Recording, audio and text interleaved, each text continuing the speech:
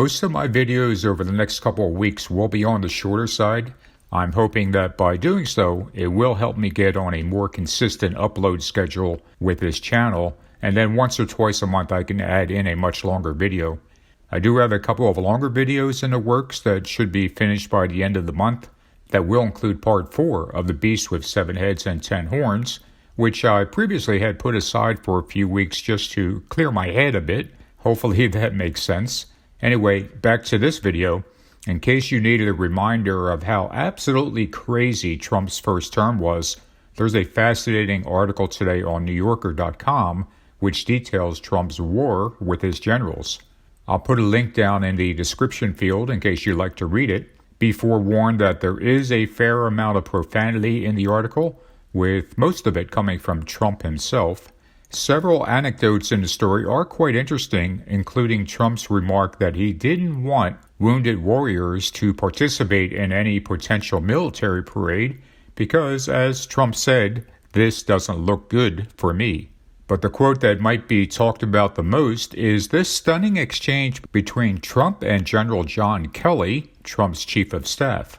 "You expletive generals, why can't you be like the German generals?" "Which generals?" Kelly asked. "The German generals in World War II, Trump responded.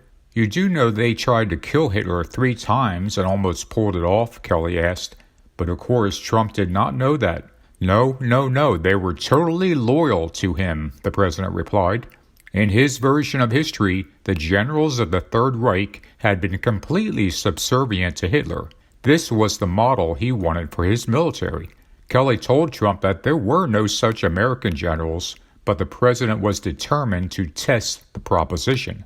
2 things jumped out at me when reading this, the first of which, of course, was that Trump simply didn't know his history too well, but we probably already knew that. Second, and more importantly, Trump is once again telling us that loyalty is what he values most. In Trump's mind, it was the loyalty of those generals that stood out above everything else. And that is because when a person is absolutely 100% loyal to someone or something, they will do or say whatever is asked of them. Loyalty ensures obedience.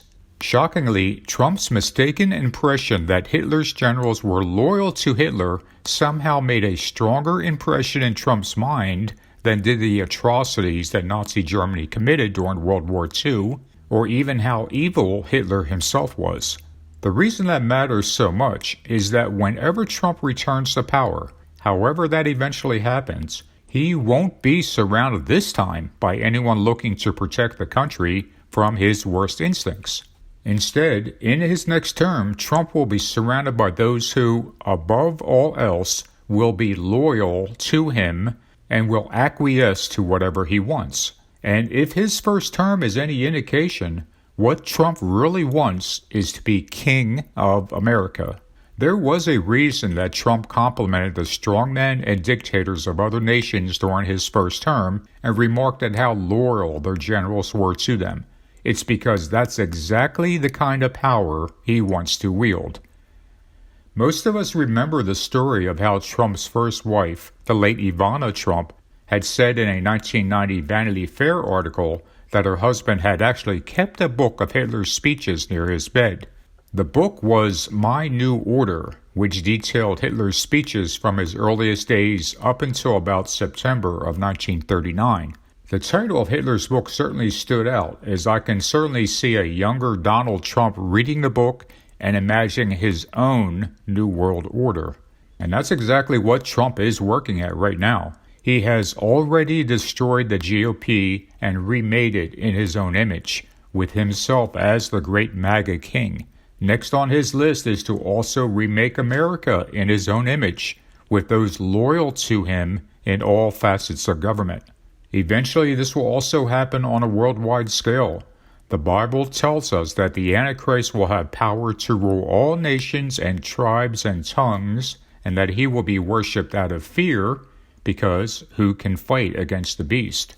The mark of the beast will be introduced in order to enforce the worship of and loyalty to the Antichrist, because in the end, the Antichrist won't want just your worship, he will demand your complete and undying loyalty. Thank you for watching, and if you care to leave a comment, please do. As always, kindly be respectful in any comment you leave, especially towards those with whom you disagree. I'll talk to you guys soon.